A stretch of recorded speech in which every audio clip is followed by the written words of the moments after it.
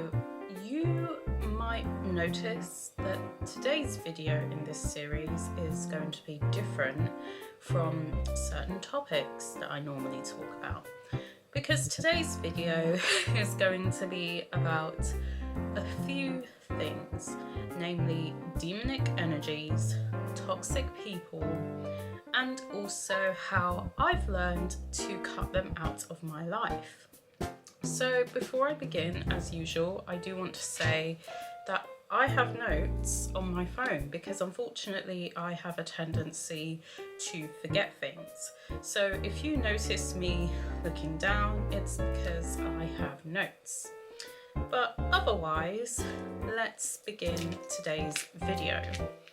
So I don't know if anyone else has felt the same way as myself, but you might notice that throughout different stages of your life, depending on how long you've lived, obviously, there are certain individuals that might not have your best interests at heart, and there are, of course, certain individuals that want to see you fail. Unfortunately, especially throughout my years as a secondary school student, there are countless times where people, the same people who were supposed to believe in me, expected me to fail at life. There are times where I've had friends, or so-called friends, expecting me to either fail at life or to basically change who I am to fit in. I've had family members, mainly from my dad's side of the family, telling me that I'm ungrateful or that I'm stupid, causing me to cry as a child, or, simply yelling at me, which also made me upset. I've had teachers in my secondary school say that I was going to fail my GCSE exams, and even in terms of pursuing certain interests, they would try to steer me away and push me towards a traditional path that never worked. Now, the individuals that expect you to fail, the same individuals that bring you down, have what I call demonic energy. And of course, as I go further and further into this series, you will hear me use this term a lot, and I guess it's because I've been more interested in the concept of spirituality as well, because I do believe that there are good and evil spirits in the world, and of course certain individuals that you see or are exposed to have more evil spirits than good ones, causing them to think and behave the way they do. So of course, with demonic or duplicitous energy, this is basically describing individuals that come from a place of deceit or two-faced behaviour or contradictory behaviour. And unfortunately, there are many people, especially those closest to you, who have either one of the three traits or basically all of them. So let me just explain more about these traits. So first off, you've got two-faced behaviour or duplicitous behaviour, and people who have this type of behaviour hide their true feelings, they hide their true intentions and their motives. So they have a hidden agenda, but they won't tell you that they have one because, of course, why would they? These people say something and do something else, or they like to lie, they like to gaslight you and manipulate you in order to achieve a certain goal, or to make you think that you're in the wrong all the time, when clearly you're not delusional, they are. It's just they like to replay their version of events rather than what is the truth, if that makes sense. So in a sense, when it comes to duplicitous individuals, they are playing a role. So they have different masks depending on the situation they're in. They take one off, they employ another one, So one minute they're like so sweet and friendly, smiling like this, and really these are the same people who will talk about you behind your back. And I guess I can say, using an example of my difficult experience in secondary school, I had a so-called ex-friend who was like this, and I briefly mentioned this in one of my previous videos, where they used to act very sweet and nice towards the teachers and towards me when the other two girls in our group were present, but then most of the time they would talk about me behind my back when I did nothing wrong. So when I used to join the group for breaks, the same girl would, you know, say to me, oh, can you just go over there? And what I didn't realise, because unfortunately due to autism and my difficulty picking up social cues, was that she was talking about me behind my back. And it was only in a group meeting when I realised this, because of course she would tell me about all the things I was doing wrong, telling me about myself and getting everyone else to agree. And I was glad I wasn't the only person who could see through this individual. There were others around me who could see through them as well. It was just this whole nice facade that fooled the teachers, because obviously most teachers do not know when certain students are being duplicitous, because it's either they choose to ignore it or they don't care. Then of course you have the energy aspect, where certain individuals are like vampires sucking the life out of you, to the point where there is nothing physically or mentally left in here. And again, as mentioned in a previous video, I had another ex-friend with this mentality. So of course these types of little traits that these individuals possess include making others feel confused, making others feel uncomfortable, because of course your intuition picks up on the fact that there is something off. There is something off, but you just can't figure out what it is. And then when this person or this individual goes on about certain things, making you feel like an unpaid therapist, you feel drained, because of course all they're talking about is themselves and their problems. There's no way for you to get a word in edgeways, because of course they are talking about number one and only number one. And then of course, again, just like duplicitous individuals, these types appear to be very nice and trustworthy. They like to go on about how loyal and honest they are. But then at the same time, there's this cold, calculating behaviour that's just hidden deep in their frigid hearts. But again, it takes you a long time to figure this out, because if you're like me, where you have had poor experiences of choosing friends in the past, you may not pick up these things straight away. And this was something I had to figure out at a later stage in my teen years with this particular ex-friend. So going back to this particular individual who I may have briefly mentioned, I knew them for 10 plus years, and I guess in a sense, because we both had depression, because we had similar issues, especially with school, it was a lot easier to form a particular bond in a sense, because we could understand to a degree what the other person was going through. But the problem was when they moved to another country, they started to change for the worse. So there was this self-centered, materialistic and narcissistic behavior. And don't get me wrong, I am a materialistic person to a degree, but then again, I'm self-aware because I choose to be, rather than being delusional. So every conversation we used to have was about them and their issues. There was no word for me to get in, and I felt like a therapist because I was listening to them all the time, trying to offer realistic advice in an honest way. But if I offered realistic advice, this was a problem because they would tell me that I was being negative when really it was very clear that there were a lot of internal issues that they were running away from. And I guess maybe this is how I deal with things, but if I do have issues in my life, I would rather try to fix them than run away, because there's a point where you can't do that anymore. And in a sense, there were times where this individual would get involved in certain situations, which I'm not going to mention in detail.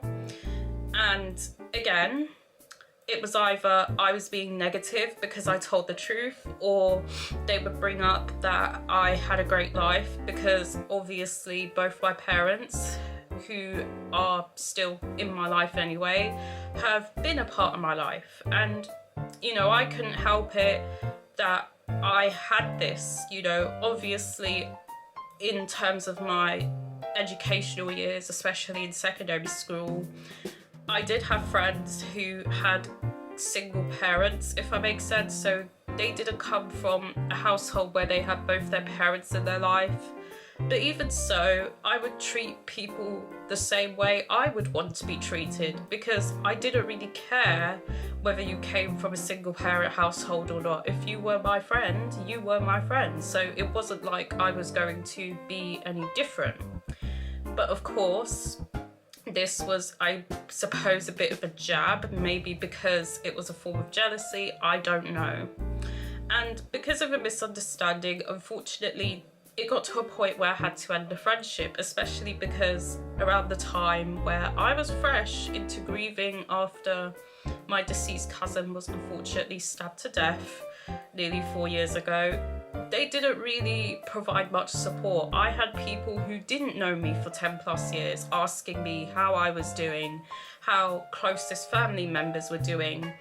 Yet this individual, who was supposed to be my friend for over 10 years, never really asked me how I was doing, which really showed that I was the one giving more support and I didn't get the same thing. The level of support wasn't reciprocated, and it just showed how self-centered this individual was. Now, of course, you also have the psychological link when it comes to duplicitous people. So you have people who are manipulative and calculating, only focusing on their interests and their sense of power, seeing people not as human beings but as tools they can use at their disposal until they've outlived their usefulness. Or you have individuals that don't really have empathy, they don't really have remorse for anything. Or, of course, as mentioned, you have narcissistic people who like themselves so much that everyone else is insignificant.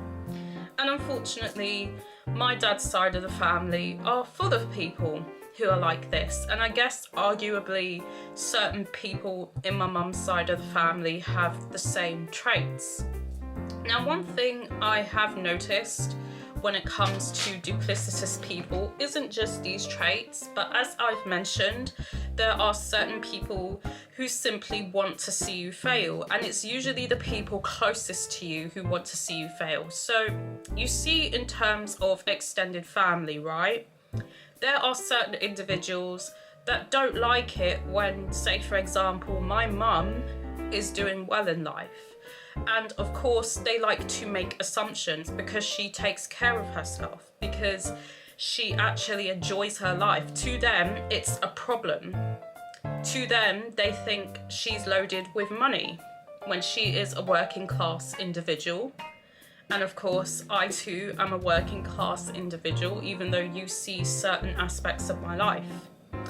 And this is the thing, there are always going to be people who will be jealous when you are just minding your business and enjoying your life. And I notice, I don't know if this is going to come off a certain way, but I notice in the Black community, this is very common. Maybe it's because this is what I've experienced in the culture that I grew up in, but it is very common particularly in the Caribbean culture, for certain individuals to revel in your misery, especially when you're trying to do something good for yourself. So if, say, you're starting a business and you are looking to expand to your community, so I don't know, if you want to start a skincare business targeted towards Black people, because let's face it, at least where I come from, you don't really see many Black owned shops, and you know, you're just trying to do something good for yourself and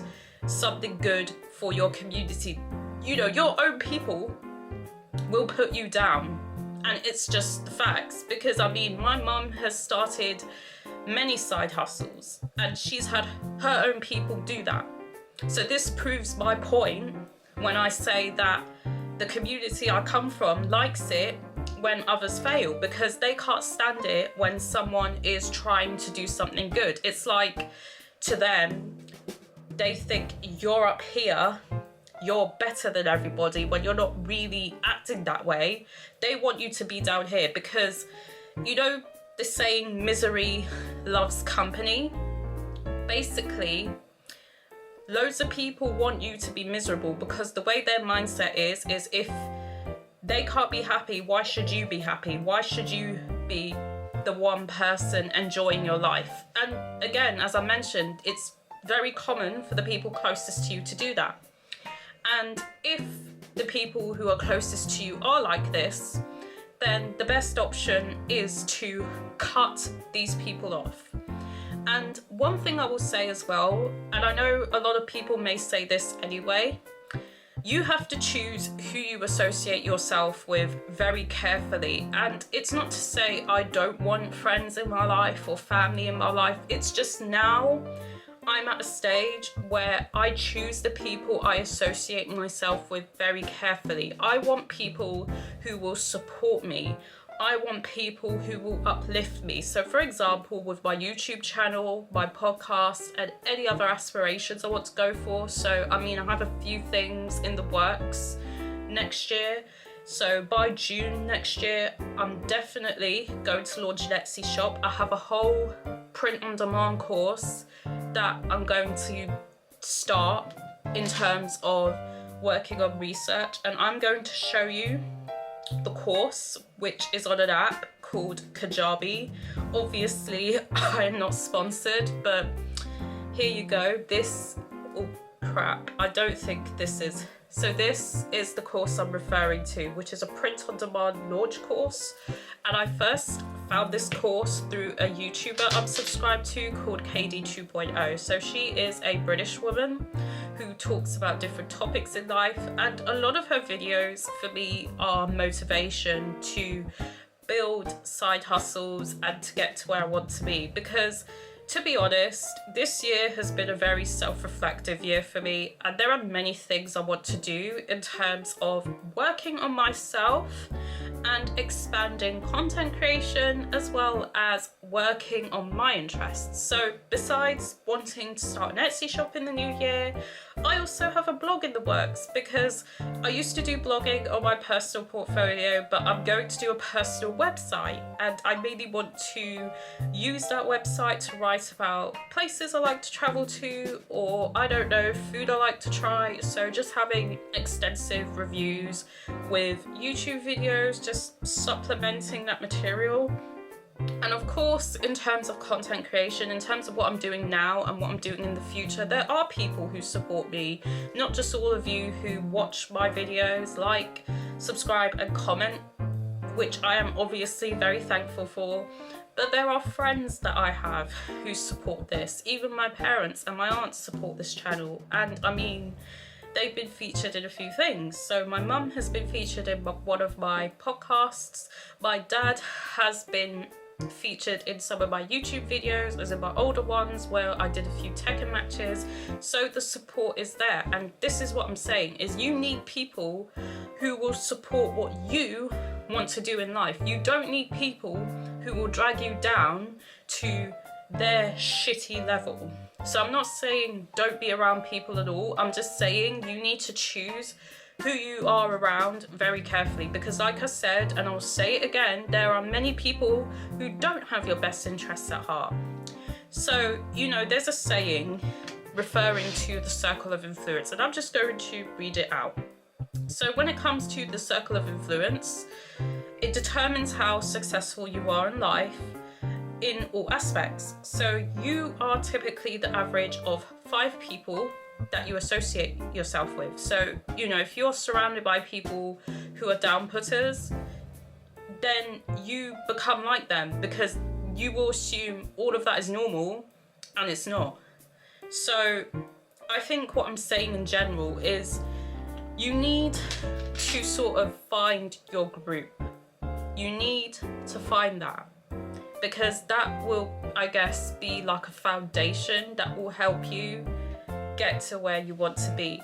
I sound like a guru. I really don't want to sound like a guru, to be honest, because obviously I'm not trying to be one. I'm not expecting people to take everything I say to heart or whatever. It's up to you, because that's the point. Everyone has different opinions on things. That's the point. But I guess this is just coming from my personal experience in terms of what I have sort of, let's just say, learned in life so far, is that, you know, when you surround yourself with like-minded people, it does make you feel better. And I think that's one thing I've noticed, is especially since leaving the education system and going into work, I have found that I can discuss certain things with like-minded people, even in the workplace.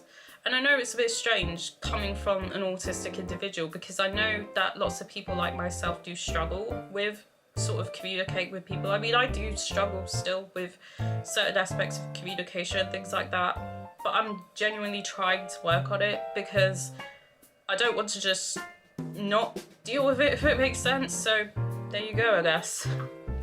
But anyway, I'm hoping this video helps you in some way. I don't know what the message is. I never do know, because as you already know, everything about this channel is experimental.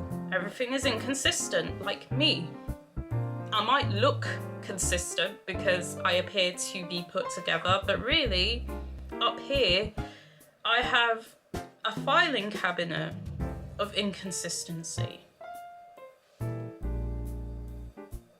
I don't know what else to say now, because A, I'm tired, B, it's been a long week, because I've done 4 straight late shifts at fucking work. But then again, I have 1.5 weeks left before I'm off for Christmas.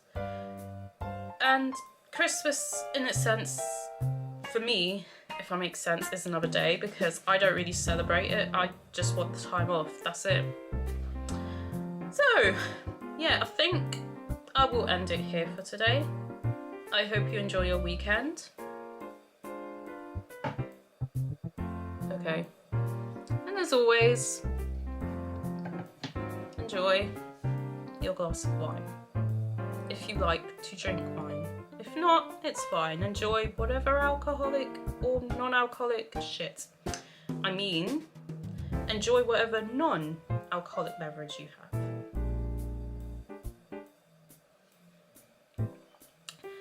And as you already know, this is my cue to go. So, until the next one, goodbye. And please like, comment, whatever, or subscribe, because I would like to hear, have you ever had experiences with duplicitous people? Or have you ever had experiences with demonic energies in people? You can put it down in the comments.